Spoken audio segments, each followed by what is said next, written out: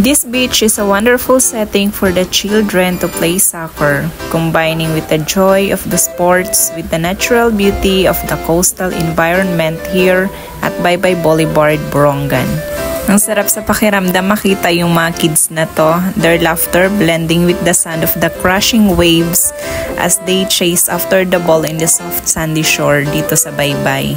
Talagang nakakahawa yung energy nila mga sangkay. Their bare feet kicking up sand as they dribble and pass the ball with enthusiasm.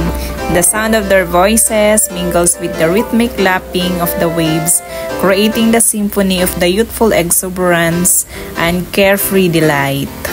Imagine yung malawak na dagat at napakahabang buhangin na to. Yun ang pinaka-background ng mga batang to. Malayang nakakapaglaro, nakakagalaw. And to be sure, yung natural element ng paligid, ito pa rin yung the best na open space na akmang-akma para sa enjoyable na paglalaro nila. Very safe para sa movement ng mga bata. Kahit tumakbo, mag-dive, matumba, no problem kasi nga mga buhangin.